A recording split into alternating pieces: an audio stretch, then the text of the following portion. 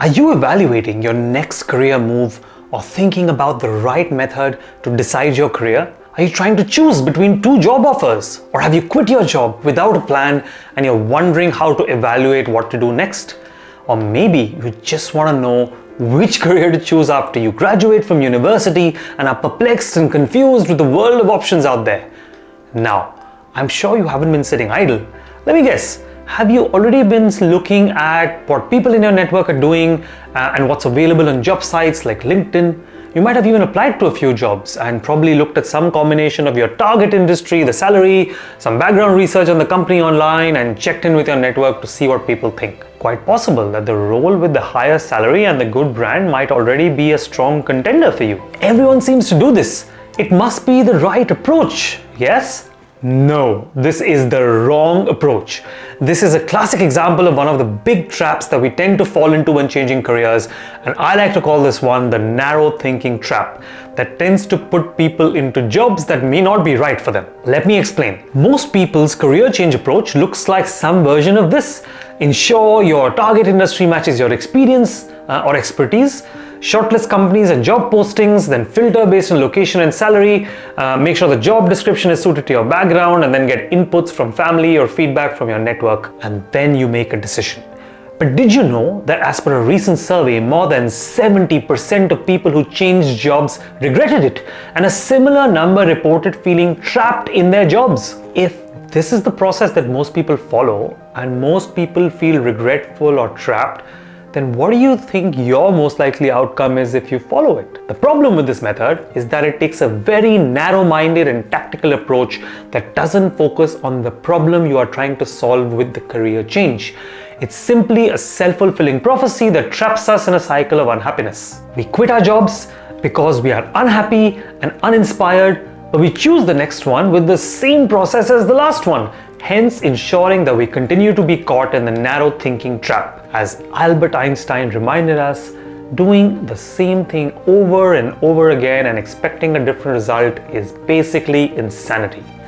But outside of happenstance and serendipity, is there a secret method to decide the right career and avoid this trap that most people don't know about? Well, I've been developing a method for a long time that's proven to be quite successful. And if you spend the next few minutes with me and watch till the end, I'm incredibly excited to share it with all of you and do my bit to help you escape the cycle of unhappiness at work and join the ranks of the rare few who love what they do so much that it doesn't feel like work anymore. Hey guys, my name is Akshay Goenka, and the team on this channel has developed this method working with both the countless people that we mentor and also through the learning curve of our own careers. This has helped us escape uninspiring jobs that weren't right for us and move towards more fulfilling professional and personal lives. But we didn't have a channel like this to help us, and to make sure that you do, we've documented all of the secrets we found to success and happiness in your career. So if you hit the subscribe button on this channel below, we can begin this journey towards a happy and successful you together. Right, back to it. Why don't you grab a pen and paper or open a note on your smartphone? I'm going to urge you to pause this video from time to time as we discuss the method and write down your thoughts and apply the method for yourself so you take something tangible away from your time spent today. Do leave a comment below as you go on how this helped you and what we can do to continue improving it. In my view, choosing the right career or job has 3 key steps: ensuring it lies in our success zone, making sure we define and solve our personal problem statement, and finally whether it passes what I call the eyes closed test. Let's begin with step 1. First, I'd like to explain this concept of the success zone, which is such a profound and important topic I should probably make an entirely separate video on it. But in a sense, it tells us that to be successful, we must choose what we love, but also make sure that we are uniquely good at it to enable success. We all have many things that we love. It could be everything from writing to music to sport to marketing to the environment to conquering the stock market. These are all things that we know we love because we're able to experience them in life. But it can be trickier to know what we're good at. We must study and reflect on our experiences and also talk to the people who know us best to find out. In some cases, we just know, right? Someone who's able to multiply numbers faster than others and see patterns in data that others can't knows that data and analytics is a field that they're going to be uniquely good at. It might also be evidenced in project work or at university or your job. But in some cases, we may not be able to identify what we're good at because it doesn't match with our sense of identity. I might absolutely love music, and my personal sense of identity might be formed around being a musician. And with my passion for music and the support of my loved ones, I might believe that that's what I'm distinctively good at, being a musician. But on talking to objective friends, it might emerge that whilst I'm good at playing music, what I'm truly distinctive at is not that. It's actually managing artists and bands to higher heights of success, or bringing music communities together in large numbers, which might point to event organization or talent management as the skill that I'm actually distinctively good at. As you might already start to see, the trick in landing in each of our success zones is to find the intersection of what you love doing and what you're uniquely good at. And if I'm uniquely good at data analytics, but passionate about music and being a musician, then my success zone might lie in being a data scientist at a music streaming company or a record label. This helps me focus my primary career on something that I will excel at but also enjoy, whilst allowing me to stay close to music and continue to play music for my own happiness on the side or as a second career. Take a moment to reflect on this and draw these two intersecting circles on your paper or note, and maybe start to write down your view of yourself. But make sure that after watching this video, you go and ask your partner and your friends and your work colleagues and your mentors what they think about you in these three sections. The answer might surprise you. Also, open your eyes to see your career in a way that you never did before. Step 2.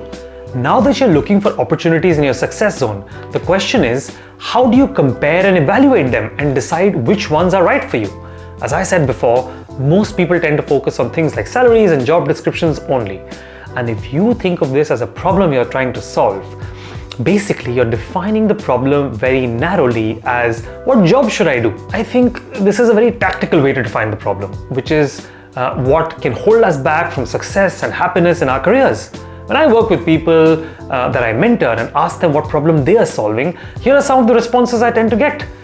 They say they want a higher salary, or they want to get promoted faster, or work where they feel appreciated, or just simply want to leave. The truth is that almost all of us are solving the same problem: how to be happy and successful in life and our careers. That's it. It's that simple.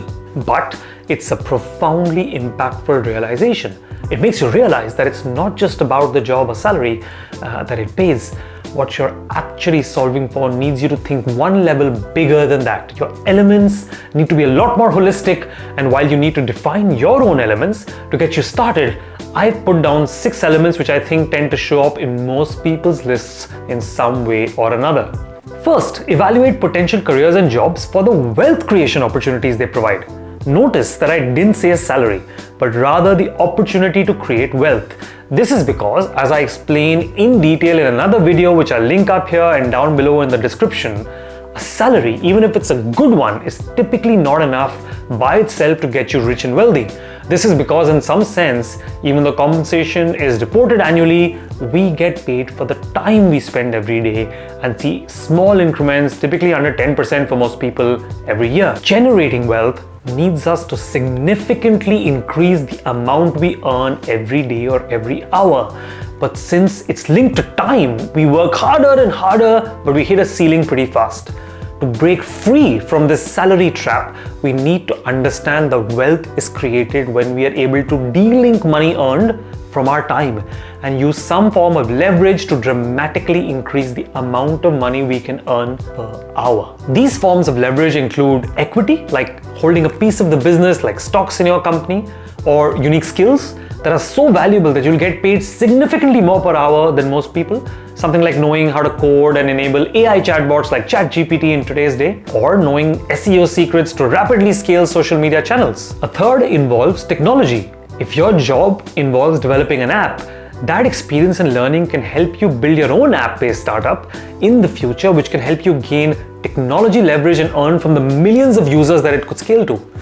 If you want to explore this life-changing concept of what wealth is and how you can use leverage in practical ways to get rich fast, I'll leave a link to the video up here and down below in the description. Second, evaluate the skill building opportunity that this role presents you. Learning specific and uniquely valuable skills that are in demand will serve you well in your career and are super important. For example, a job that helps you learn cutting-edge digital marketing if you're a marketer, or one that helps you learn cutting-edge tools like leveraging ChatGPT or latest programming languages if you're a developer, or helps you understand environmental and data protection law as a lawyer, or working with electric cars instead of petrol cars as a car designer. All of these things will build into your arsenal as valuable and relatively rare high-demand skill sets that can get you both massive increments in your wealth creation potential, but also ensure that you're building what I call future-proof skills that will serve you well over decades of your career. Third, your happiness in your career is determined by how you feel every day. So carefully evaluate your job and career based on the culture and work environment and HR policies and so on. The best source for this is to speak to people who are actually working there. By searching through your network till you manage to find someone who can connect you to the right person.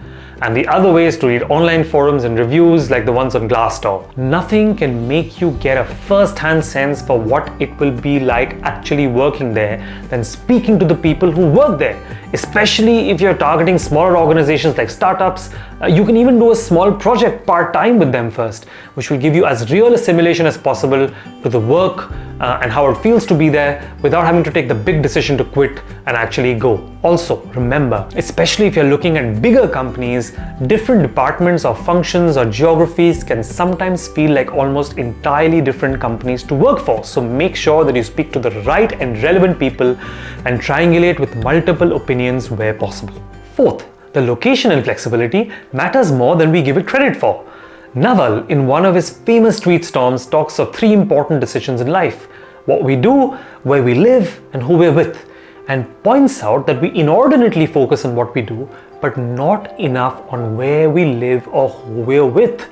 In the race to figure out what we do, we tend to forget that where we live has just a profound impact on our success and happiness as our jobs themselves.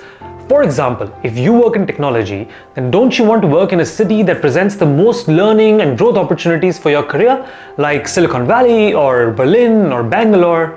If you want to work in finance, wouldn't you like to think about New York or Singapore or London or Mumbai? Or if your partner, who you've been dating for a while and are starting to consider whether you want to build a life together, is in a specific city, isn't that a factor that you want to evaluate opportunities against? By the way, apart from the location itself, the flexibility the job would provide in terms of where you work and how easily you can relocate are often not given enough importance. Being able to work in a hybrid model can be a massive unlock to live a healthier, happier, personal and professional life. Having the opportunity to relocate to other offices globally can help you gain invaluable exposure and offer new life experiences and opportunities to make transformative shifts in your career. Fifth, personal priorities are once again key to bring into the mix. Does this job give you the opportunity to prioritize what matters to you and drives happiness and success in your life? These could be things like fitness, HR policies around things like maternity or paternity leave, time to invest in your personal relationships, and time to invest in your passions and your other careers. And finally, the thing that we tend to forget to value the most: time. And more specifically, the opportunity cost of time. Time has value in two forms. Monetary, in that every extra hour you have can be used to create wealth in other ways, like investing in the stock market, working on your own startup idea, creating content, and so on. Equally important is its non-monetary value, in that time has a non-quantifiable but incredible value to allow us to actually enjoy the fruits of our hard work. In terms of the things that matter, like family and health and fitness and music and new experiences. If you want to learn how to value your time with the right amount, which will then transform the way you look at your decisions in life, not just your job, then I'll leave a link to my detailed video on that topic up here and down below in the description as well. Now, take these factors and tailor them to your personal problem statement and evaluate your career choices against them. You'll likely be able to use this method to bring it down to just a few attractive options, maybe just a couple. Why don't you pause this video for a minute and add your factors on your note and quickly do a first round of evaluation of your potential career choices if you already have them. But the final decision-making criteria, to me, has no formula or scientific method. all the evaluation we've done so far and the research you will do and all of the actual physical interactions you have and the process of interviewing for these shortlisted roles will give you all the information that you actually need. The decision still seems very confusing many times. But as much as your brain is confused, your heart or your gut somehow tends to know which one is right. It's just a matter of getting your brain to figure that out. The best method that I know of how to do this is something a friend and a mentor told me about many years ago and helped me make one of the best decisions of my life. And since then, I've realized that many of the best thinkers of our time, like Mark Manson and Naval Ravikant, use a similar approach. I call it the eyes closed test. Here's what you do. Close your eyes and slowly relax your body, starting from your feet all the way up slowly to your head. Feel that energy flowing through you, relaxing each part of your body as you move from down to up. And as you reach your head, start to imagine yourself in a room, a nice big room with lots of light and a table with chairs on both sides. You're sitting on one side and there's a 3-member panel from the first job that you're considering sitting on the opposite side. They asked lots of questions, you gave a lot of great answers and made some good jokes to come across as the perfect, charming candidate. Imagine yourself completing a great final interview and there, right there in the room, the person in the center gets up and offers you the job and asks you to give them an answer right then and there. Open your eyes. How did you feel? If it wasn't an instant yes, a feeling of elation or nervous excitement or happiness or satisfaction with this role, it's a no. You shouldn't need to weigh the pros and cons or want to see if you can get any other job offers. If you needed to do that, it's probably not right for you. While many times this is hard to accept, in the face of ambiguity, given you may not have another realistic option that is an instant yes yet, you may not know what that feels like, and your brain will try and justify this and tell you that the pros are more than the cons, or that this is the best that you'll probably get, and that no one gets everything, and you need to settle for what you can actually realistically get. But that's a reaction in the face of uncertainty. Unless you have a limitation or a condition that doesn't allow you to explore more, I'll urge you to keep looking to find the right one that's an instant yes. Have faith, it will come. And in the other scenario where you felt that instant yes, don't waste any more time thinking that you haven't researched enough or evaluated enough. That's the one. Go after it with everything you've got. I hope this method helped you. Do leave a comment with what you thought and what factors helped you choose. And also, to double down on your amazing journey towards success and happiness in your career today, do watch my video on the 5 big traps that hold us back from success and happiness in our careers. And also my video on how to develop multiple careers at once to boost your wealth and satisfaction and also pursue your passions. Before you click away, do subscribe so we can keep working together to ensure a success and happiness in your career together. Thank you and see you on the next one.